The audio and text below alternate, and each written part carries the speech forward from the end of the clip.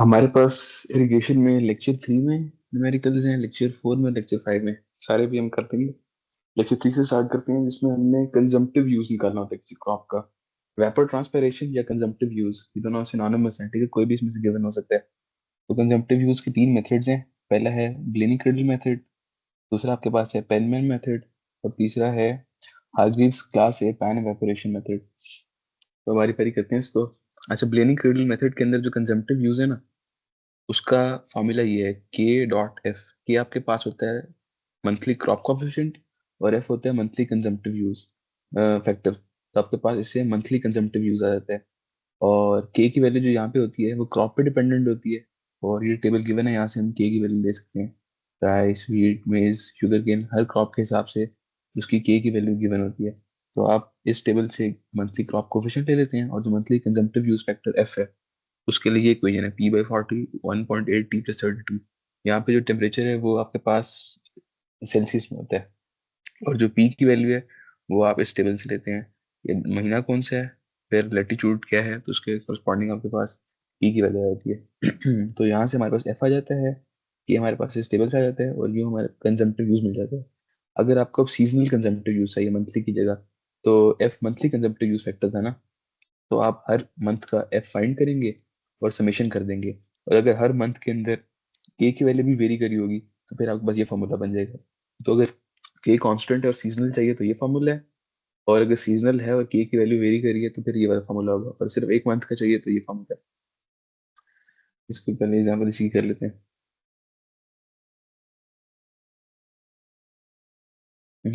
Table below gives the details for a certain crop using Blenny-Criddle equation and a crop factor k is equal to 0.75. Determine the following: consumptive use, consumptive irrigation requirement, field irrigation requirement if water application efficiency is 0.7, the latitude of this place is 30 degrees north. अब उन्होंने month के हिसाब से हमें monthly temperature भी average दिया हुआ है इन डिग्री सेंटीग्रेड, और जो monthly percentage of day time are of the year, यानी जो पी की वैल्यू थी वो भी उन्होंने हमें दी हुई है, ठीक है। और साथ उन्होंने हमें रेनफॉल भी दी हुई है कि दिसंबर में कितनी है और जनवरी में कितनी है। अब हमने फाइंड क्या करना है, कंजम्पटिव यूज करना है, और किस मेथड से, ब्लेनिंग क्रिडल मेथड से। तो उसका formula C U is equal to K sigma F होगा। के आपके पास उन्होंने हमें कांस्टेंट वैल्यू दी हुई है, तो हर मंथ में हम ये वैल्यू लेंगे, और हर मंथ के लिहाज से हम एफ की वैल्यू निकाल लेंगे। अब एफ का फॉर्मूला हमने क्या अभी पढ़ा था, P/40 1.8 T+32। टी सेंटीग्रेड में हमें चाहिए होता है सेल्सियस में, और वो हमें गिवन है सारा सेल्सियस के अंदर, या फिर किसी और यूनिट में तो कन्वर्ट करना होगा उसको। और monthly percentage of the day time out of the year वो उन्होंने टेबल से निकाल के हमें दे दिए, ठीक है। 7.19, 7.15, 7.30, 7.03।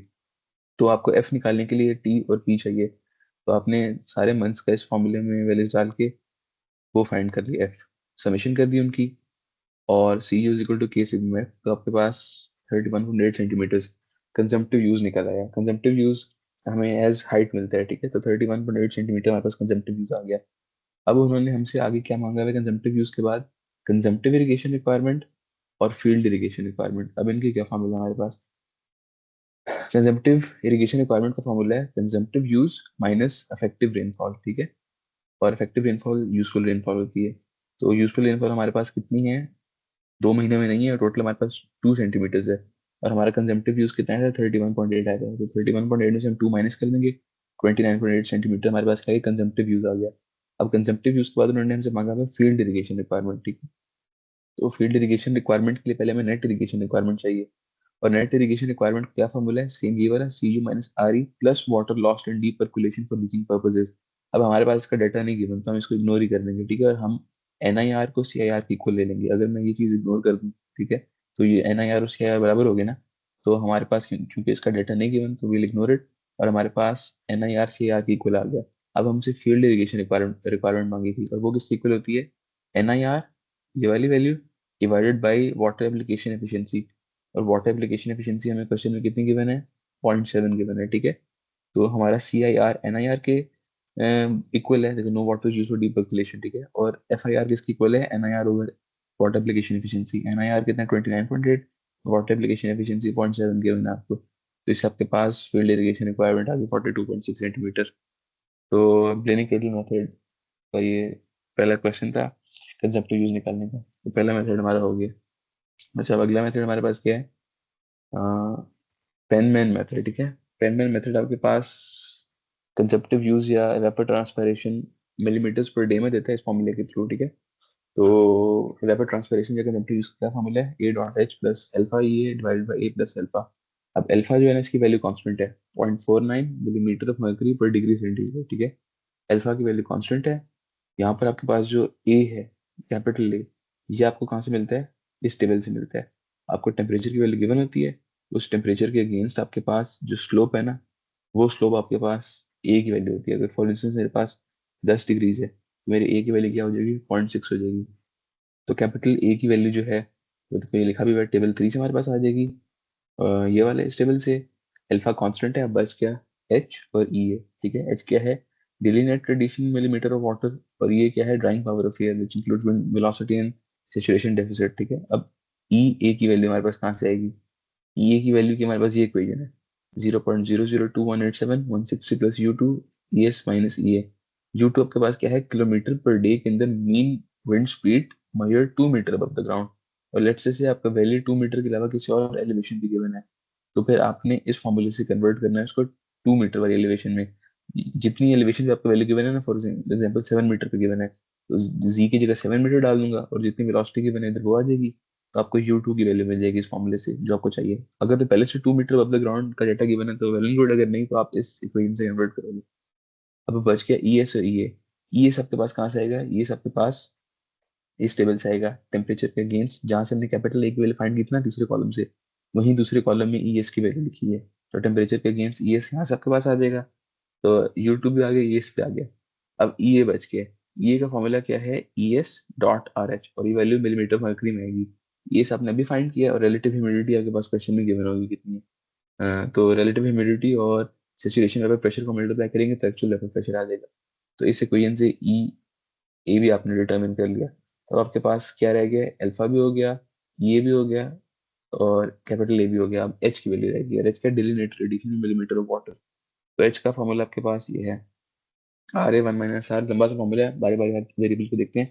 इसमें आपके पास आर ए जो है ना, वो monthly mean monthly extraterrestrial radiation है millimetre of water per day, ठीक है। ये टेबल 4 से वैल्यू इसकी आएगी। टेबल 4 ये है, आपको हेमिस्फीयर पता होना चाहिए, ठीक है। आपके पास उसकी बेरिंग डिग्रीज होनी चाहिए और मंथ, तो वहां से आपके पास इसकी वैल्यू आ जाएगी। आर ए की वैल्यू आ जाएगी इन मिलीमीटर, ठीक है, in millimetre of evaporable water per day, ठीक है। तो millimetre of water per day. और ये फाइव की आपके पास latitude of the place where it is being computed, ये क्वेश्चन में गिवन होगा फाइव, ठीक है। आर जो है रिफ्लेक्शन कोफिशिएंट है सरफेस का। तो अगर क्लोज क्रॉप है तो उसकी ये रेंज है, बैरन लैंड है तो उसकी ये रेंज है, वाटर सरफेस की ये रेंज है। तो आर आपके पास यहाँ से आ जाएगा, आर ए भी हो गया, आर भी हो गया, फाइव भी हो गया। अगली चीज है एन और कैपिटल एन। अच्छा, कैपिटल एन है maximum possible hours of bright sunshine. ये हमारे पास कहाँ से आएगा? इस टेबल से आएगा। आपको नॉर्थ लैटिट्यूड इन डिग्रीज पता होनी चाहिए, यहाँ से मंथ है, उसकी करस्पॉन्डिंग आपके पास इसकी वैल्यू आ जाएगी maximum possible hours of bright sunshine. और स्मॉल एन जो वो actual duration of bright sunshine है, तो इसको हम पी के इक्वल ही लेते हैं। और वो वैल्यू कहाँ से आएगी? टेबल 1 से। यहाँ से आपके पास लैटिट्यूड पता होना चाहिए और मंथ पता होना चाहिए, वहां से वैल्यू आपके पास आ जाएगी। तो हम इस n को p के इक्वल लेते हैं, ठीक है। Actual duration of bright sunshine which is a function of latitude of the place and is an observed data at the place. Alternatively the value of n can be taken equal to p, ठीक है। तो हम p के equal इसको ले सकते हैं। अगला है सिग्मा। सिग्मा का क्या है? Stefan Boltzmann constant. तो ये इसकी कांस्टेंट वैल्यू है 2.09 × 10⁻⁹ मिलीमीटर्स पर डे। और टी जो आपके पास है वो मीन एयर टेम्परेचर है आपके पास इन केल्विन, ठीक है। तो हमने सारे के सारे क्या कहते हैं वेरिएबल्स यहाँ पे वर्कआउट कर लिए। ये जो यहाँ पे लिखा हुआ है, ये जो हमने पहले निकाला था actual vapour pressure in the air, बाकी सारी चीजें अब हमने इसमें फाइंड करें तो एच हमारे पास इस इक्वेशन से आ जाएगा। तो एच पी हमारे पास आ गया, तो अल्टीमेटली हमें मिलीमीटर पर डे के अंदर ये मिल जाएगा टी की वैल्यू। अब इसकी एग्जाम्पल कर लेते हैं।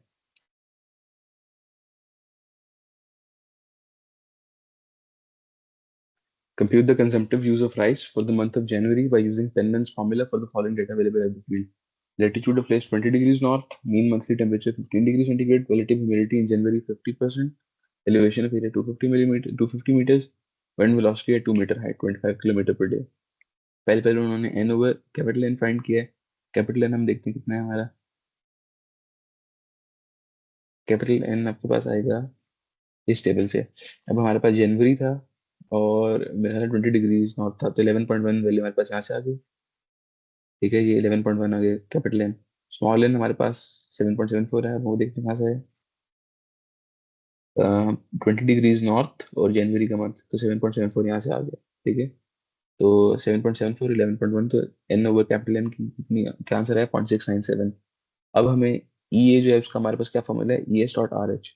रिलेटिव ह्यूमिडिटी हमें 50% गिवन है, तो हमने ई एस निकालना है। ठीक है, ई एस टेम्परेचर के अगेंस्ट आता है, टेम्परेचर कितना है 15 डिग्री सेंटीग्रेड। तो 15 डिग्री सेंटीग्रेड के अगेंस्ट हम फाइंड कर लेते हैं सेचुरेशन प्रेशर ई एस की वैल्यू। तो 15 के अगेंस्ट कितना है 12.79। ठीक है, 12.79 मिलीमीटर मरकरी। तो 12.79 मल्टीप्लाई बाई जो ह्यूमिडिटी में कितनी गिवन है 50%, 12.79 इंटू 50%, 6.395 मिलीमीटर मरकरी। ये भी आ गया। अब हमारे पास जो कैपिटल ये था उसका फॉर्मूला ये था U two E S E A. E S आपने फाइंड कर लिए, ई आपने फाइंड कर दिया, यू टू आपके पास क्या था, वेलोसिटी थी या 2 metre height, kilometre per day में, वो हमें एट 2 मीटर हाइट की बना। अगर 2 मीटर हाइट में ना होती, किसी और हाइट पे होती, तो हम उस फॉर्मूले से 2 मीटर हाइट में कन्वर्ट करते, लेकिन हम ऑलरेडी 2 मीटर हाइट कर दी है। ठीक है, हम डायरेक्ट वैल्यू इस्तेमाल कर देंगे। तो यू टू की वैल्यू कितनी है 25 किलोमीटर पर डे। ये सब आपने कितना फाइंड किया था 12.79, और ये कितना आपका आया था 6.395। तो यहाँ से हमारे पास क्या आ गया 2.59 मिलीमीटर पर डे। तो आपने ई ए की वैल्यू भी यहाँ से फाइंड कर ली, जो कि इस फॉर्मूले से आई आपके पास। ठीक है, अब अगला आपके पास है ये वाला है एच निकालना है। इसमें आर ए चाहिए, आर चाहिए, फाई चाहिए, और टी चाहिए। ठीक है, अब आर ए की वैल्यू हमारे पास किस टेबल से आती है, इस टेबल से आती है। अब हम नॉर्दर्न हेमिस्फेयर में, और 20 डिग्रीज है और जनवरी का मंथ है, तो आर ए की वैल्यू कितनी होगी 10.8 होगी। तो 10.8 हमारे पास यहाँ से आर ए की वैल्यू आ गई। अब उन्होंने कहा कि rice is a close crop. ठीक है, तो क्लोज क्रॉप की हमारे पास क्या रेंज थी,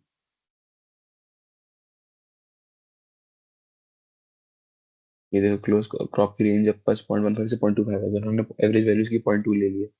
तो राइस का हमें इन्फॉर्मेशन गिवन थी कि हमारी जो क्रॉप है ना वो राइस है, तो ये लिखा हुआ है राइस, तो हमने इसलिए 0.2 वैल्यू ले ली किसकी, आर की ले ली। ठीक है, आर भी आपके पास आ गया, कैपिटल आर ए भी आ गया।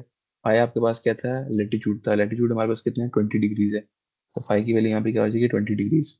एन ओवर कैपिटल एन हमने फाइंड कर लिए, सिग्मा की वैल्यू कांस्टेंट है। टी अल्फा जो है आपको ये चाहिए होता है केल्विन के अंदर। ठीक है, हमें सेंटीग्रेड में गिवन था।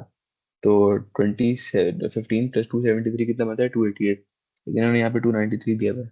पता नहीं क्यों लिया हुआ है, ये 20 डिग्रीज के अगेंस्ट वैल्यू आती है वैसे।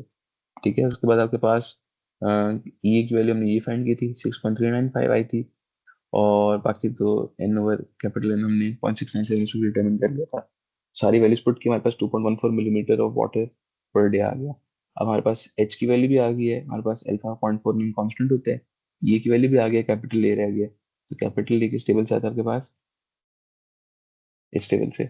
15 डिग्री सेंटीग्रेड हमारा टेम्परेचर था, तो उसके अगेंस्ट कैपिटल ए की वैल्यू क्या आ रही है 0.8 आ रही है। तो अब हर चीज़ हमें मिल गई है, ईटी की सारी वैल्यूज आ रही है हमारे पास मिलीमीटर्स पर डे में। कंजम्पटिव यूज वेपर ट्रांसपायरेशन आ गई। तो यूँ हमने क्या कहते हैं अपना, ये पर डे था, उसको पर मंथ में करना है आपने। तो 31 से मल्टीप्लाई करा, तो जनवरी के 31 डेज होते हैं। तो 71.6 millimetre of water for January आपके पास आ गया। तो ये हमने कंजम्पटिव यूज फाइंड किया पेनमैन मेथड से, और पहले हमने किसी किया था ब्लेनी क्रेडल मेथड से। अब तीसरा मेथड हमारे पास कौन सा है, Hargreaves class A pan evaporation method.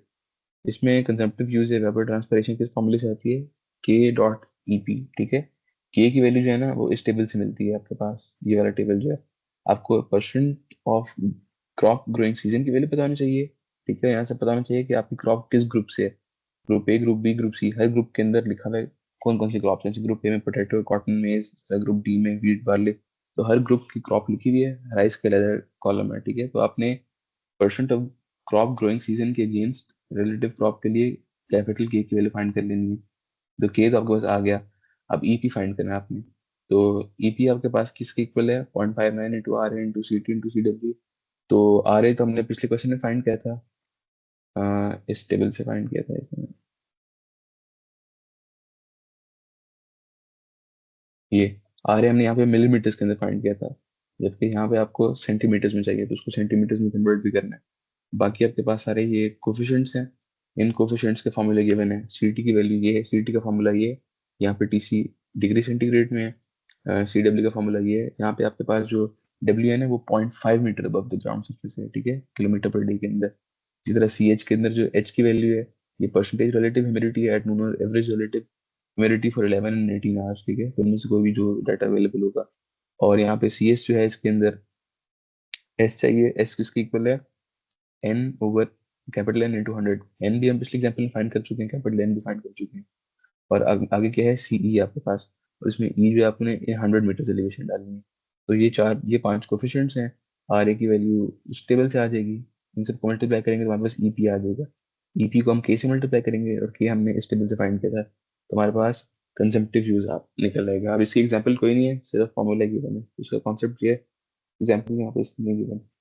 तो यो हमने क्या कहते हैं, Blaney Criddle method, Penman method और हार्ग्रीव्स क्लास, कौन सा था,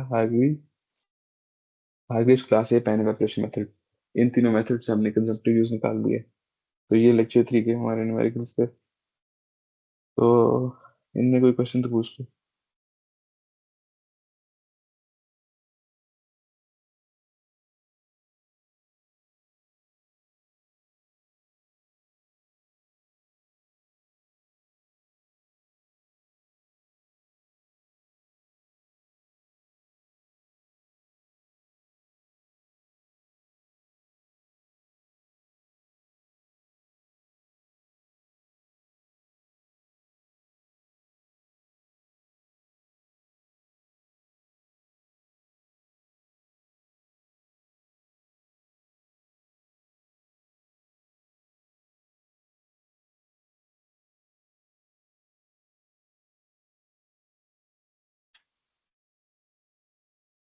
अच्छा, ये लेक्चर 4 के दो छोटे छोटे न्यूमेरिकल्स हैं। इसमें आपको डेल्टा या ड्यूटी, तीन वेरिएबल्स हैं।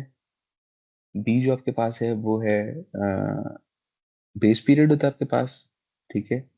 जो डेल्टा होता है अपने, ये आपका डेल्टा है, और डी आपका ड्यूटी है, ठीक है। तो अगर आपके पास मीटर्स वाले यूनिट में डेटा है तो आप ये फॉर्मूला लगाओगे, delta is equal to 8.64 B over T. और अगर एफपीएस सिस्टम है, फुट पाउंड सेकंड, तो उसका आपके पास ये फॉर्मूला है 2 बी ओवर डी। तो पहला क्वेश्चन है, find the delta for a crop if the duty for a base period of 110 days is 1400 hectare पर मीटर। तो बेस पीरियड हमारे पास बी की वैल्यू क्या है, 110 डेज है, और डेल्टा हमारे पास कितना है, 1400 हेक्टेयर पर क्यूमेक, ठीक है। तो क्यूमेक यानी मीटर्स वाला यूनिट है, तो हम ये फॉर्मूला लगाएंगे। हमारे पास बी की वैल्यू भी गिवन है, डी की वैल्यू भी गिवन है। इन दोनों को डिवाइड करेंगे तो हमारे पास सिंपली क्या कहते हैं, डेल्टा की वैल्यू आ जाएगी। और अगला आपके पास क्या कहते हैं, क्वेश्चन क्या है, a crop requires a total depth of 92 centimetre, अब water for a base period of 120 days, find the duty. अब हमें डेल्टा गिवन है, हमें ड्यूटी फाइंड करनी है। तो डेल्टा 92 सेंटीमीटर है, और ये इक्वेशन आपके पास मीटर्स के लिए, तो 0.92 मीटर्स की इक्वल हो जाएगा। तो आप सिंपल डी को साइड में ले जाओगे, डेल्टा का नीचे ले आओगे। बी की वैल्यू भी पता है 120 डेज, डेल्टा की वैल्यू भी 0.92 है, तो आपके पास हेक्टेयर्स पर क्यूबिक के अंदर डी की वैल्यू आ जाएगी, जो कि क्या है, ड्यूटी। तो ये इसके वजह से तो छोटे छोटे वेरिएबल्स हैं स्लाइड जेट फोर के अंदर। इसी तरह अगर आपके पास एफपीएस में डाटा होगा, तो आप 8.64 बीओडी की जगह 2 इंटू बीओडी कर लोगे। मतलब एक एक स्टेप के हैं, कुछ भी नहीं है इनके अंदर। तो ये दो वेरिएबल्स थे। अब असल जो मेजर है ना, वो ये वाले स्लाइड 5, ये कैनेडीज थ्योरी जो है। अब ये स्टार्ट करते हैं हम। अच्छा, कैनेडी थ्योरी जो है ना, कैनेडी थ्योरी के अंदर हम बेसिकली एक एलुवियल कैनाल को डिजाइन करेंगे, ठीक है। तो आपके पास तीन सिनेरियोज हो सकते हैं कैनेडी थ्योरी की क्वेश्चन के अंदर। अब पहला सिनेरियो आपके पास वो हो सकता है जिसमें क्यू, एन, एम और एस की वैल्यूज गिवन हो। सिनेरियो नंबर 2 में आपके पास क्यू, एन, एम और बी ओवर डी की वैल्यू गिवन हो सकती है।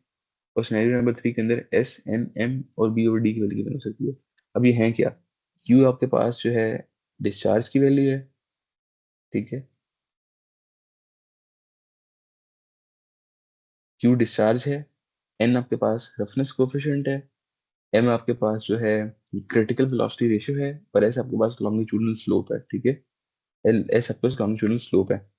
तो आपने पहले पहले तो जब भी क्वेश्चन आएगा इसका, आपने जज करना है केस कौन सा बन रहा है, केस वन बन रहा है, केस टू बन रहा है, केस थ्री बन रहा है।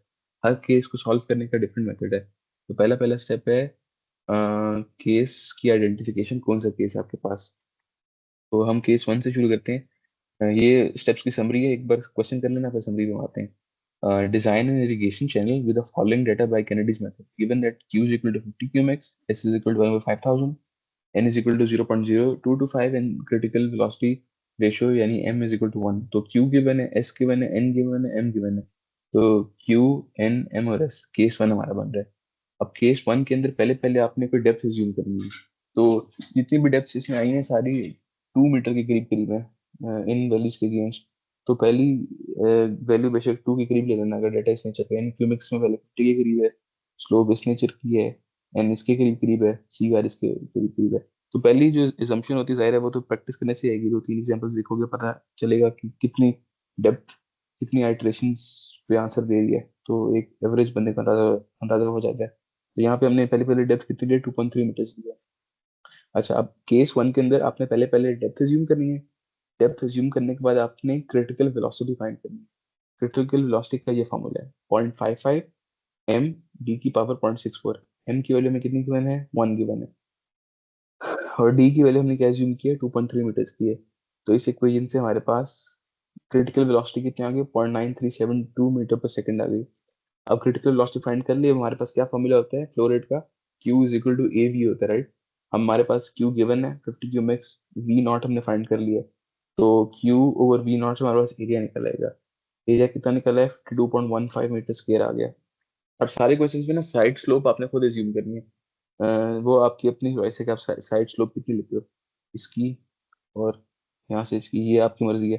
तो कभी हम कभी हम 0.5:1 ले लेते हैं, कभी 1:1 ले लेते हैं, ठीक है। तो इस क्वेश्चन में हमने कितनी एज्यूम की है, हमने 0.5:1 एज्यूम की है, ठीक है। तो आपके पास एरिया का क्या फॉर्मूला है, ये देखो, ये एरिया का फॉर्मूला है B D plus G D square, ठीक है, B D plus G D square. और जी आपने जितनी स्लोप लिया ना, जैसे 0.5:1 लिया तो 0.5 होगा, 2:1 लिया तो 2 होगा, ठीक है। तो यहाँ पे अगर 0.5 स्लोप लिया तो 0.5 इधर आ जाएगा। तो ए का फॉर्मूला आपके पास क्या है, B D plus G D square. तो आपने A is equal to B D plus G D square किया, एरिया आपने ऑलरेडी फाइंड किया हुआ था, ठीक है। डी की वैल्यू आपने ज्यूम की हुई है, जी आपने खुद से वैल्यू दी है, तो उसमें सिर्फ एक अननोन है बी। तो बी की वैल्यू इस इक्वेशन से निकलेगी 21.524 मीटर। तो पहले पहले हमने डेप्थ ज्यूम की थी, उस ज्यूम्ड डेप्थ से हमने क्रिटिकल वेलोसिटी निकाली थी, क्रिटिकल वेलोसिटी से हमने एरिया निकाला था। एरिया की इक्वेशन थी B D plus G D square. Area भी पता है, डी की वैल्यू ज्यूम की हुई थी, जी की वैल्यू भी पता है, तो यहाँ से बी की वैल्यू आ गई। अब हमने बी फाइंड कर लिया, ठीक है। अब बी फाइंड करने के बाद अगला स्टेप है, आपने वेट पेरीमीटर फाइंड करना है। और वेट पेरीमीटर का फॉर्मूला आपके पास क्या होता है, ये b+2d, ये होल पे अंडर रूट है, ठीक है, सिर्फ जी स्क्वायर पे नहीं है, +1 पे भी है। b+2d होल जी स्क्वायर +1। और जी आपके पास क्या है, वही जो आपने स्लोप ली थी 0.5 2 जितनी मर्जी आपने ली थी, ठीक है। तो अब हमने बी भी फाइंड कर लिया, हमने डी शुरू में ज्यूम किया था, जी हमें पता है कितना है, हमने खुद यूज किया है। तो हमारे पास यहाँ से वेट पेरीमीटर निकल जाएगा, ठीक है। तो वेट पेरीमीटर हमारे पास सारी वैल्यूज हमने डाली, कितना निकला है, 26.67 मीटर निकला है। अब आपके पास वेट पेरीमीटर आ गया, ठीक है। एरिया आपने शुरू में फाइंड कर लिया था। तो हमने जो फ्लूइड में भी एक हम पैरामीटर निकालते थे, हाइड्रोलिक रेडियस या हाइड्रोलिक मीन डेप्थ, उसका फॉर्मूला क्या होता था, एरिया ओवर वेट पेरीमीटर। तो एरिया हमारा कितना है, 52.15 है। वेट पेरीमीटर हमारा कितना है, अभी निकाला था 26.667। तो यहाँ से हमारे पास हाइड्रोलिक मीन डेप्थ निकल आई 1.955 मीटर। तो अभी तक हमने क्या किया है, डेप्थ एज्यूम की, वहां से क्रिटिकल वेलोसिटी निकाली, क्रिटिकल वेलोसिटी से एरिया निकाला, एरिया से विड्थ निकाली, विड्थ से वेट पेरीमीटर निकाला, वेट पेरीमीटर से हमने हाइड्रोलिक मीन डेप्थ निकाली, ठीक है। अब हम हाइड्रोलिक मीन डेप्थ से आ गए, यहाँ तक पहुंच गए हैं। अब अगला स्टेप है, आपने इस फॉर्मूले से वेलोसिटी फाइंड करनी है। इस फॉर्मूले से, ये जो आपके पास गिवन है, ये वाला फॉर्मूला, इस फॉर्मूले से वेलोसिटी फाइंड करनी है। अब एस की वैल्यू में क्वेश्चन में गिवन है, ठीक है। √r अभी हमने हाइड्रोलिक मीन रेडियस निकाला है, और आपके पास यहाँ से एन है, एन भी आपको क्वेश्चन के अंदर गिवन है। तो एन की वैल्यू गिवन है, एस की वैल्यू गिवन है, आर आपने अभी निकाल लिया। तो इसमें और कोई अननोन नहीं है, ठीक है। एस हमें पता है, आर हमें पता है, और एन हमें पता है, ठीक है। तो सारे वेरिएबल्स हमें नोन है, इसे कोई इनमें वैल्यू पुट करनी है। हमारे पास यहाँ से कितनी वेलोसिटी आ गई, 0.9945 मीटर पर सेकंड आ गई।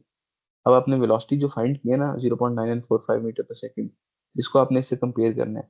आपने निकालनी है एम की वैल्यू। एम का फॉर्मूला क्या आपके पास होता है, m is equal to V over V naught, ठीक है। जो आपने भी इस फॉर्मूले से वेलोसिटी निकाली है, ये डिवाइड बाय जो क्रिटिकल वेलोसिटी शुरू में निकाली थी वो। तो इन दोनों की रेशो लेनी है आपने। तो आपने इनकी रेशो ली।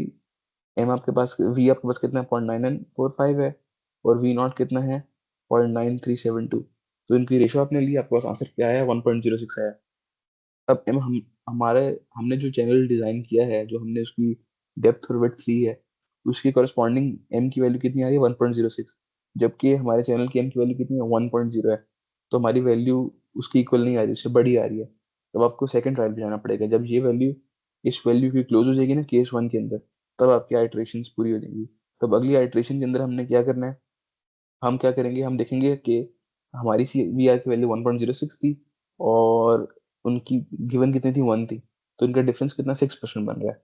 तो उसने कहा हम इसके डबल ले लेते हैं अगली वैल्यू, ठीक है। यानी जो इनिशियल हमने डेप्थ एज्यूम की थी, उसके अंदर हम 6% की जगह 12% ऐड कर देते हैं, ठीक है। तो 2.3 प्लस 12% ऑफ 2.3, ये उन्होंने अगले ट्रायल के लिए डेप्थ ले ली। पहली आइट्रेशन हमने डेप्थ एज्यूम करने से शुरू की थी ना, यहाँ पे भी हम डेप्थ एज्यूम कर रहे हैं कि क्या कर रहे हैं? 2.3 इंक्रीज किया हमने डेप्थ। अब ये हमें बार बार ट्रायल्स करके पता चला है कि अगर हमने ये वैल्यू बड़ी है, उसको नीचे लेके आना है, तो हम यहाँ से अपनी इनिशियल एज्यूम डेप्थ इंक्रीज करेंगे, ठीक है। तो 1.06 थी, हमने इसको नीचे लेके आना है, तो हमने अपनी डेप्थ इंक्रीज कर दी, 2.3 से 2.576 पे आ गए। तो पूरा वही प्रोसेस रिपीट करना है। वी नॉट फाइंड करना है, वी नॉट से एरिया आ जाएगा, एरिया से आपके पास विड्थ आ जाएगी, विड्थ से आपके पास वेट पेरीमीटर आ जाएगा। जब ये निकल आएगा तो आपके पास हाइड्रोलिक मीन डेप्थ आ जाएगी। फिर आपने इक्वेशन निकालनी, इस इक्वेशन से वेलोसिटी निकालनी है। वही पूरा प्रोसेस हमने सेकंड आइट्रेशन के अंदर रिपीट किया, और एंड पे हमारे पास सीवीआर की वैल्यू क्या आई? 1.01 है। तो 1.01 आपके पास 1 के काफी करीब करीब है। तो हम कहेंगे कि हमारा डिजाइन ओके है। और सेकंड आइट्रेशन के अंदर हमारे पास बी की वैल्यू कितनी आई थी? 20, नहीं, बी की value 17 point, B is equal to 17.93 metres. B हमारे पास 17.93 मीटर्स हो गया। और हमने डी कितना एज्यूम किया था शुरू में? 2.576। तो यहाँ से 2.58 मीटर्स वो डी आ गया। तो ये केस वन में कैनेडी थ्योरी के अकॉर्डिंग हमने अपनी एलुवियल कैनाल का डिजाइन कर लिया है। ठीक है, केस वन में कोई क्वेश्चन है तो पूछ लो।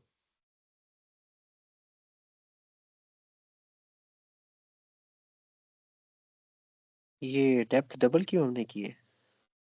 हाँ, ये ये बस डेप्थ वो है हमने ना, डबल आप क्यों की? आप आप डबल ना करो बेशक, एक बार 6% करके देख लो, शायद उससे भी करीब आंसर आ जाए।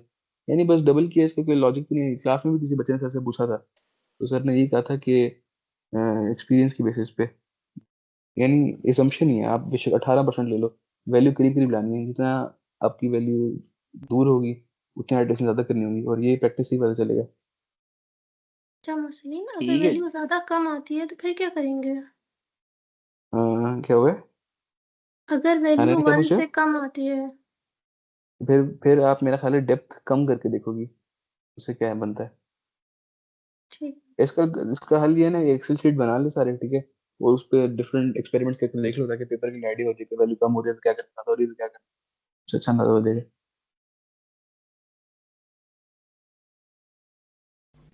और कोई क्वेश्चन? मुरसलीन, यार हमने ये जो डेप्थ लिया है ना 2.3, ये हमने किस तरह एज्यूम किया? मतलब हमें कैसे पता चले कि मतलब ये 2 के करीब है इस तरह? एग्जैक्ट यार हमें वही कैसे बात पता? है, ये अब आप तो डिजाइनर तो नहीं हो ना, आप नहीं बता सकते। लेकिन हमें देखो, वैल्यूज गिवन है कि जब आपके पास स्लोप इस रेंज में होगी, ठीक है, एन की वैल्यू इस रेंज में होगी, आपके पास फ्लो रेट इस रेंज में होगा, तो आपने इतनी करीब वैल्यू लेनी है। मैं वही कह रहा हूँ, एक्सेल शीट बना के देखो, ठीक है। फिर आप क्यू की वैल्यू बढ़ा दो, ठीक है, काफी ज्यादा कर दो। फिर देखो कि कितनी इनिशियल वैल्यू लेनी है। अब आप क्यू की वैल्यू समझो बहुत ज्यादा बढ़ा देते हो, 500 कर देते हो, तो 2.3 पे बहुत फजूल आंसर आएगा आपका, ठीक है। तो आपको फिर वो चेंज करना पड़ेगी अकॉर्डिंगली। तो इसके करीब करीब जो डाटा सेट है ना, उसके करीब करीब आपकी बेस्ट assumption ये बनती है, 2 के करीब करीब वैल्यू। कोई भी चीज वेरी करेगी तो फिर आपको अपनी डेप्थ चेंज करनी पड़ेगी। तो फिर आपके कहते हैं, जैसे आपने 2.3 ले लिया, ठीक है, यहाँ पे 500 या 5000 वैल्यू थी, तो फिर आप यहाँ पे 12% भी इंक्रीज नहीं करोगे, ज्यादा करना पड़ेगा आपको या कम करना पड़ेगा। तो ये ना हिट एंड ट्रायल से ही आएगा आप लोगों को, बार बार प्रैक्टिस करनी पड़ेगी। लेकिन मेरा ख्याल है सर करीब करीब वैल्यूज ही देंगे इसकी। तो 2 के करीब आप इनिशियल assumption ले सकते हो। Okay, thank you.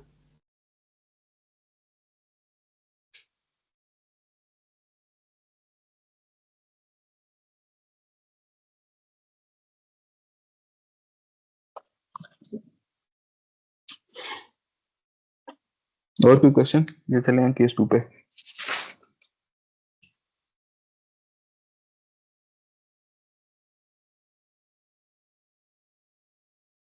ये अब केस वन की दूसरी एग्जांपल है। अब इसमें 35 है, क्यूमेक स्लोप सेम है, एन 0.025 है, साइड स्लोप हमने 1:1 ले ली, ठीक है। अब इसमें उन्होंने इनिशियल, देखो, डेप्थ 2 मीटर लिया, डाटा उसी नेचर का था मोर और लेस, तो उन्होंने इनिशियल assumption भी वही किया है। सारा वही प्रोसेस रिपीट करना है जो पिछले क्वेश्चन में किया था। और इसमें उन्होंने जब 2 मीटर डेप्थ एज्यूम की ना, तो पहली बारी में ही, पहली आइट्रेशन में ही इनका आंसर काफी अच्छा आ गया था 0.9578, तो उन्होंने वहां पे रोक दिया। तो ये सेम वही जैसे हमने एग्जाम्पल की है उसी तरह से एग्जाम्पल करनी है। अब हम केस टू पे चलते हैं। केस टू पे हमारे पास, वहां पे हमारे पास क्या था, केस वन में क्यू की वैल्यू थी, एन की वैल्यू थी, एम की वैल्यू थी और एस की वैल्यू थी। यहाँ पे एस की जगह बी ओवर डी की वैल्यू आ गई है, ठीक है। बी क्या है, विड्थ है आपके पास, और डी क्या है, डेप्थ है। अच्छा, हम चैनल जो हमारा होगा ना, सर ने बताया था कि सबसे ज्यादा स्टेबल चैनल एक ट्रेपेजॉइडल शेप के अंदर होता है। तो हमारा चैनल जो है वो एक ट्रेपेजॉइडल शेप में हमेशा हम तैयार कर लेते हैं।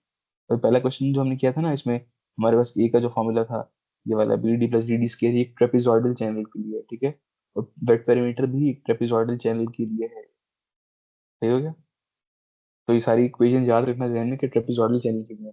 पता चले पेपर में सर ने कोई और रेक्टेंगुलर चैनल दे दिया और हम ये फॉर्मूला लगा रहे हैं, तब ये नहीं लगेंगे, तब ये आपको उसी के एरिया का निकालना पड़ेगा फॉर्मूला और उसी के पेरीमीटर का, लेकिन नहीं आएगा क्योंकि चैनल आपके पास ट्रेपेजॉइडल ही स्टेबल होते हैं। तो ये बस ध्यान में रखना कि ये फॉर्मूले सारे ट्रेपेजॉइडल चैनल के लिए। अब हमारे पास केस टू पे हम आ जाते हैं। केस टू में हमें बी ओवर डी गिवन होता है स्लोप की जगह। तो एग्जाम्पल से हम समझते हैं किस तरीके से अप्रोच करें हमने इस क्वेश्चन को। Use in Kennedy's theory design navigation channel to carry a discharge of 56.63 cumecs, assume n is equal to 0.0225, m is equal to 1.03 and d over d is equal to 11.3। अब slope की जगह b over d की value given है, तो मैं identify हमने कर लिया, हम केस टू पे आ गए, ठीक है।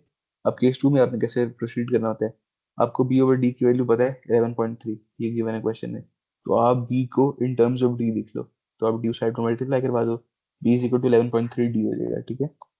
अब स्लोप हमने इस क्वेश्चन में कितनी जूम की है, 0.5:1, तो इसलिए हमारे पास एरिया क्या हो जाएगा, B D plus 0.5 d square, जो पिछले क्वेश्चन में हमने भी किया था, सेम वही चीज है, ठीक है। तो यहाँ पे जी की वैल्यू थी ना, इस जगह पे जी हमने 0.5:1 ली है, तो यहाँ पे 0.5 डाल दिया।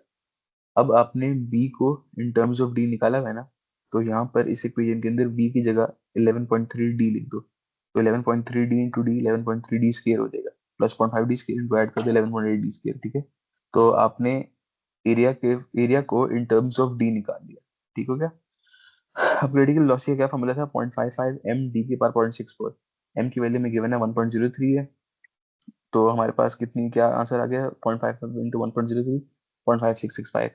अब आपके पास एरिया भी इन टर्म्स ऑफ डी आ गया है, आपके पास वेलोसिटी भी इन टर्म्स ऑफ डी आ गई है। क्यू की वैल्यू आपको पता है क्या है, 56.63, और क्यू इज इक्वल टू ए भी होता है, तो 56.63 इज इक्वल टू ए की वैल्यू क्या हमारे पास आ गई यहाँ पे 11.8 डी स्क्वायर, बी की वैल्यू हमारे पास क्या आ गई 0.5665 डी की पावर 0.64। तो यहाँ से आपके पास सिर्फ एक अननोन डी है, आप वो फाइंड कर लोगे, 2.25 मीटर्स आ गया। तो यूं हमने, अब ये अब इक्वेशन देखने में मुश्किल लग रही है कि यहाँ पे 2 है कैसे फाइंड करेंगे, तो यहाँ पे बेस डी है, दोनों ऐड हो जाएंगे तो डी की पावर 2.64 बन जाएगी। इस साइड पे जो आंसर है उसकी पावर 1 डिवाइडेड बाई 2.64 ले लेना, वो कैंसिल हो जाएंगे, ठीक है। तो ये इसे घबराना नहीं, इसको देख यहाँ पे स्केयर लिखा हुआ है, यहाँ पे 0.64 लिखा हुआ है, तो जब इसको सॉल्व करोगे तो डी का आंसर क्या आ जाएगा, 2.25 मीटर्स आ जाएगा। अब आपने डी फाइंड कर लिया, डी आपने शुरू में क्या लिया था, 11.3 डी लिया था, राइट। तो आप 11.3 इंटू 2.25 करोगे, आपके पास क्या आंसर आ जाएगा, 25.43 मीटर्स। तो आपने बी फाइंड कर लिया। अब बी फाइंड कर लिया, अब आप आर भी फाइंड कर सकते हो, ठीक है। आर का फॉर्मूला हमने क्या पढ़ा था, A over B, area over wet perimeter. Area क्या है, B D plus 0.5 D square. अब हमारे पास बी भी आ गया, डी भी आ गया, तो हमारे पास यहाँ से एरिया की वैल्यू निकला 59.75 मीटर स्क्वायर। और हमारे पास वेट पेरीमीटर का क्या फॉर्मूला था, ऐसे वेट पेरीमीटर का ये जो फॉर्मूला था ना हमारे पास पहले क्वेश्चन के अंदर, किधर गया है ये, under root G square plus 1 को ही लेके चलना। अगर जी की वैल्यू 0.5 है ना, तब ये फॉर्मूला आपके पास रिड्यूस हो जाता है इस फॉर्म के अंदर, B plus under root 5 D. तो B plus under root 5 D सिर्फ उस वक्त वैलिड है जब जी की वैल्यू 0.5 है, तो इसलिए इससे बेहतर है आप ये मेन फॉर्मूला याद कर लो जिससे ये वैल्यू निकालिए, G plus 2 D whole under root G square plus 1, G की वैल्यू 0.5 डालोगे तो आपके पास ये वाली फॉर्म बन जाएगी अंडर रूट 5 वाली, ठीक है। तो अब बी भी आपने निकाल लिया है, आपने डी भी निकाल लिया है, यहाँ से आपके पास क्या वैल्यू आ गई, वेट पेरीमीटर की वैल्यू आ गई 30.46 मीटर। तो आपके पास एरिया भी है 59.75, आपके पास वेट पेरीमीटर भी है, उन दोनों की रेशियो ली, आपके पास आर की वैल्यू आ गई 1.96 मीटर्स। अब हम वी निकाल लेंगे, वी के लिए हमें डी अननोन था सिर्फ, और डी हम निकाल चुके हैं, तो यहाँ से वी की वैल्यू आ गई 0.95 मीटर पर सेकेंड। अब हम फाइनली आ जाएंगे अपने इस फॉर्मूले के ऊपर जो पिछले एग्जाम्पल में भी हमने किया था। अब इस फॉर्मूले के अंदर देखें हमारे पास एन की वैल्यू हमें गिवन है, ठीक है, हमने आर अभी निकाल लिया है, हमारे पास वी भी आ गया है, कितना आया है 0.95 आया है, इसमें सिर्फ और सिर्फ एस अननोन रह गया, राइट। और इसमें फर्क भी था केस 2 में। केस 1 में हमें एस की वैल्यू गिवन होती थी, लेकिन केस 2 में एस की जगह बी और डी की वैल्यू गिवन है। तब एस हमारे पास अननोन है, ठीक है। तो हमारे पास अब क्या सिनेरियो बन रहा है, सारी वैल्यूज नोन है इस इक्वेशन के अंदर। वी की वैल्यू कहाँ से आई है, हमने अभी फाइंड की थी यहाँ पे, क्रिटिकल वेलोसिटी 0.95 मीटर पर सेकंड। तो 0.95 मीटर पर सेकंड यहाँ से आ गई। एन भी आपको पता है, आर भी आपको पता है, ठीक है, सिर्फ एस रह गया।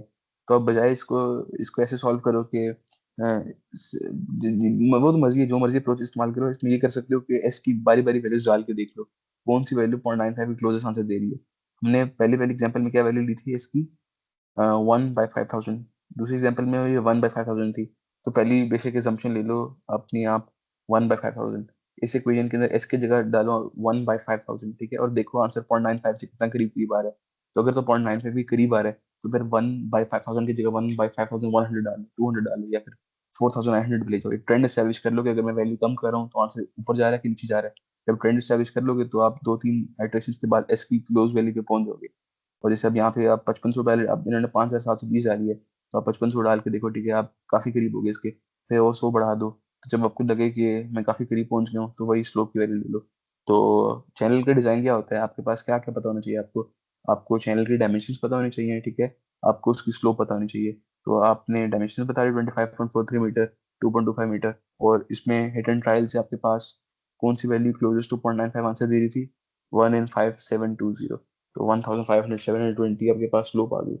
तो हमने केस 2 में क्या किया, बी ओवर डी हमें गिवन होता है इसकी जगह।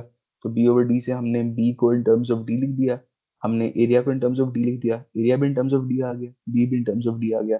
क्यू की वैल्यू गिवन थी, तो यहाँ से हमारे पास डी की वैल्यू आ गई, ठीक है। अब डी की वैल्यू आ गई, तो यहाँ से हमारे पास बी की वैल्यू आ गई। अब आपके पास वेट पेरीमीटर भी निकल आएगा, आपके पास एरिया भी निकल आएगा, क्योंकि डी और बी दोनों मिल गए। तो यहाँ से आर की वैल्यू आ जाएगी, ठीक है। वेलोसिटी में आपके पास अननोन सिर्फ डी था, तो वेलोसिटी भी आ गई। वेलोसिटी को लेफ्ट हैंड साइड पे रखा, एन की वैल्यू डाली, आर की वैल्यू डाली, एस की डिफरेंट ट्रायल वैल्यूज आपने ज्यूम की, जिस वैल्यू ने राइट हैंड साइड को लेफ्ट हैंड साइड को इक्वल बना दिया, वही आपने कह दिया कि हमारे चैनल की लॉन्गिट्यूडनल स्लोप है। तो ये केस 2 आपके पास पूरा हो गया। केस 2 में भी क्वेश्चन तो पूछ लो।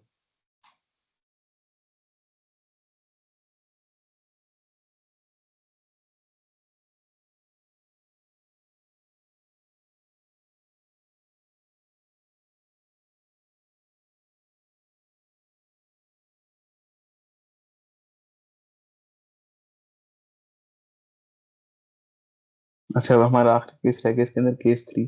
अब केस 3 में क्या क्या चीजें नोन होंगी, इसमें केस 2 की तरह आपको एन भी गिवन होगा, एम भी गिवन होगा, बी और डी भी गिवन होगा, लेकिन क्यू नहीं गिवन होगा, ठीक है। इसमें क्यू मिसिंग होगा, क्यू की जगह एस की वैल्यू आ जाएगी।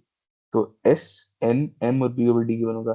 तो पहले वाले केस के अंदर बी ओवर डी नहीं होगा, सेकंड केस के अंदर बी ओवर डी होता है लेकिन आपके पास एस नहीं होता, तीसरे केस में आपके पास एस भी होता है, बी ओवर डी होता है, लेकिन क्यू नहीं होता, ठीक है। तो पहले पहले सवाल में आपने ये आइडेंटिफाई करना है कि कौन सा केस बन रहा है। तो अगर एस गिवन है, एन गिवन है, एम गिवन है और बी ओवर डी गिवन है, तो केस 3 है। अब ये एस जो है ना इस क्वेश्चन में, ये लॉन्गिट्यूडनल स्लोप है, जैसे 1/5000, 1/5500। इस कोर्स वाली स्लोप से कंफ्यूज नहीं करना, जो 0.5:1 ली थी या 2:1 ली थी, वो दूसरी स्लोप है, ठीक है। ये लॉन्गिट्यूडनल स्लोप है। वो स्लोप जो है ना 0.5:1 या 2:1, वो ट्रेपेजॉइड की जो साइड्स है ना उनकी स्लोप है, ठीक है। जबकि ये लॉन्गिट्यूडनल स्लोप है, ये पूरे चैनल की स्लोप है, कि चैनल ग्रेविटी के फ्लो में कितना नीचे जा रहा है, ठीक है। तो इस एस को उस एस से कंफ्यूज नहीं करना। अब एग्जाम्पल 3 कैसे करनी है, design a section by Kennedy's theory, given B over D given है, एस गिवन है, एन गिवन है और एम गिवन है, ठीक है। तो आपके पास क्यू नहीं है, तो आपके पास चल गया केस 3 है ये।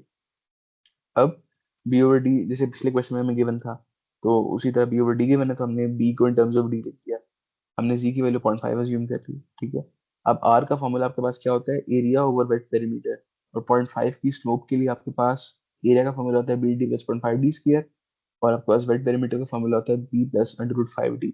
तो वेट पेरीमीटर को डिनोमिनेटर में रखा है, एरिया में आपने अपना एरिया की इक्वेशन पुट की, तो आपके पास आर की value in terms of D आ गई। तो आपके पास बी की value in terms of D है, आर की value in terms of D है, ओके। और आपके पास वेलोसिटी का क्या फॉर्मूला होता है, 0.55 एम डी की पावर 0.64। एम की वैल्यू आपको गिवन है, ठीक है। आपके पास वेलोसिटी भी डी की टर्म्स में आ गई। तब आपके पास वेलोसिटी भी इन टर्म्स ऑफ डी आ गई, आपके पास आर की वैल्यू भी इन टर्म्स ऑफ डी आ गई, और आपके पास बी भी इन टर्म्स ऑफ डी आ गया। अब वेलोसिटी की वही इक्वेशन जो हमारे पास थी, उसमें हम सारी चीजें सब्स्टिट्यूट कर लेंगे। केस 3 के अंदर n की वैल्यू भी हमें गिवन होती है, हमें s की वैल्यू भी गिवन होती है। तो हमारे पास अंडर रूट आर जो है इस फॉर्मूले में जो आर आता है उसकी जगह हम ये इन टर्म्स ऑफ डी वाली वैल्यू डाल देंगे 0.78 डी, ठीक है। और वी जो लेफ्ट हैंड साइड है वहाँ पे कौन सा फॉर्मूला आ जाएगा 0.55 डी की पावर 0.64।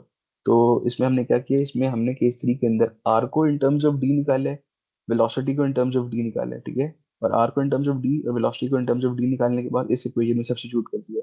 एन की वैल्यू हमें पता है, एस की वैल्यू हमें पता है, R in terms of D आ गया और लेफ्ट हैंड साइड पे वी आ गया। तो आप जब इस इक्वेशन को सॉल्व करोगे तो आपके पास ये वाली फॉर्म बन जाएगी। लेफ्ट हैंड साइड पे क्या आएगा, वेलोसिटी कितनी है 0.55 डी की पावर 0.64, 0.55 डी की पावर 0.64। और इसको हम सिंप्लीफाई करेंगे, ये वाला जो है ये वाले राइट हैंड साइड जो है, तो आपके पास ये 0.939 D divide by 0.783 plus under root D बन जाएगा। ऊपर अंडर रूट नहीं है, ऊपर सिर्फ डी है, ठीक है। तो ये इस साइड को सॉल्व करने से आएगा। और घबराना नहीं है किसी भी चीज़ को देखे, देखो ये सारे हैं तो समझी ना, तो इनको सिंपल सम करना है, ठीक है। यहाँ पे सबको सम करना है, इसकी पावर बेशक 1/2 कर देना, 0.78 की पावर 1/2 कर इसको ऊपर ले आना। तो यानी थोड़ी सी मैनिपुलेशन करोगे इसकी तो आपके पास ये वाली फॉर्म बन जाएगी। तो 0.55 डी की power 0.64 equal to 0.939 D divide by 0.783 plus square root D. अब यहाँ पे आप क्या कहते हैं, इस इक्वेशन को डी के लिए सॉल्व कर लो।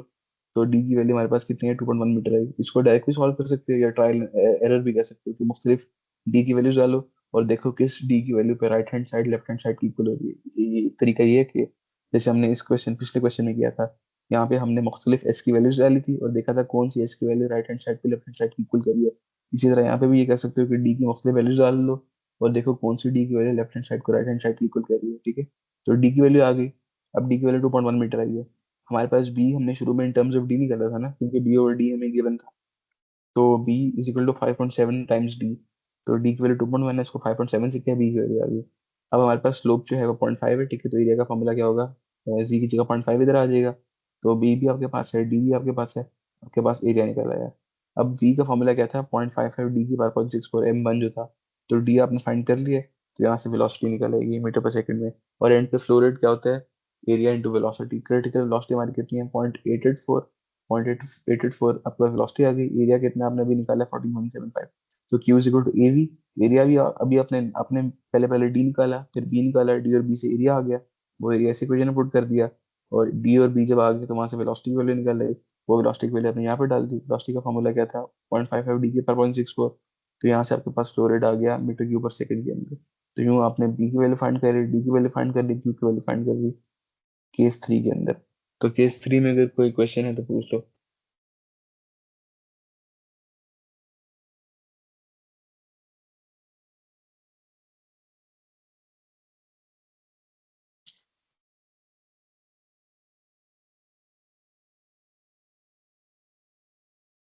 मीन्स वेलोसिटी का फॉर्मूला है ना 0.55 एम डी की पावर 0.64। यहाँ पे आपने डी को मीटर्स के अंदर डालना होता है, लेकिन लेट्स से आपके पास जो क्वेश्चन है डाटा है वो इन टर्म्स ऑफ फीट गिवन है, तो फिर ये इक्वेशन वैलिड नहीं रहेगी, फिर इस इक्वेशन को कन्वर्ट करना पड़ेगा।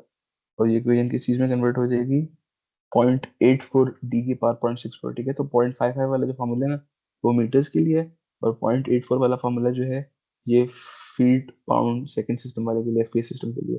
तो ऐसा यूनिट्स अगर है मीटर्स में है तो आपने 0.55 लगाने हैं, और अगर फीट के अंदर है तो 0.84 लगाने हैं, ठीक हो गया। अब ये देखो, ये एक और एग्जाम्पल इन्होंने दी हुई है। ये बताओ कौन सा केस बन रहा है, केस 1 बन रहा है, केस 2 बन रहा है, केस 3 बन रहा है, चेक करो बताओ।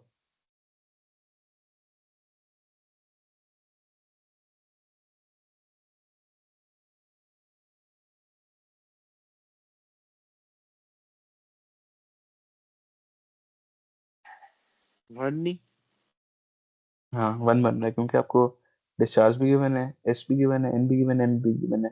तो केस 1 बन रहा है। अब लेकिन इसमें डेटा फीट के अंदर गिवन है, देख रहे हो 2 फीट है। तो यहाँ पे बाप फीट का जब डेटा आ गया तो आप ये कहते हैं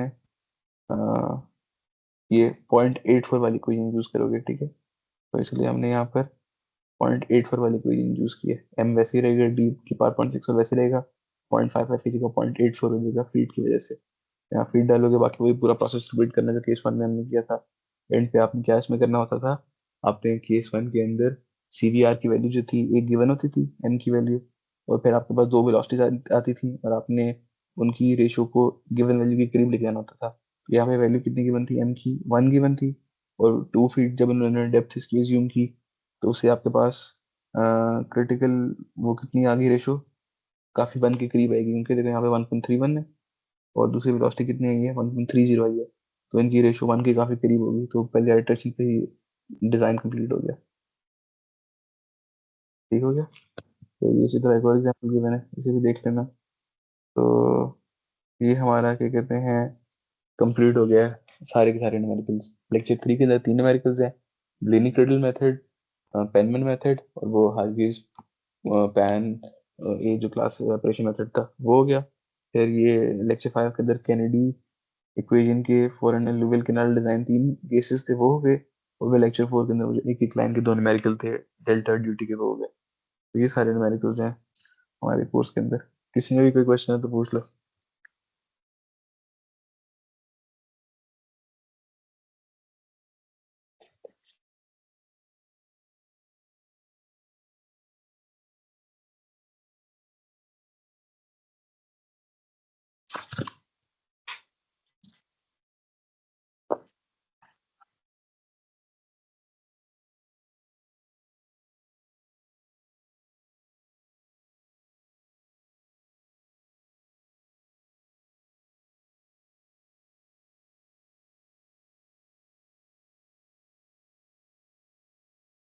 हम सब ये भी रिकॉर्डिंग करते हैं यूट्यूब पे अपलोड कर देना, ये सब को मिल जाएगी फिर। ठीक है, अल्लाह बस फिर मुर्शिद मेरे भाई ख्याल को में कैनेडियन बीवी अता फरमाए। सिंसियर दुआएं। चलो फिर मैं अब जा रहा हूँ। ठीक है, अल्लाह हाफिज़। अल्लाह हाफिज।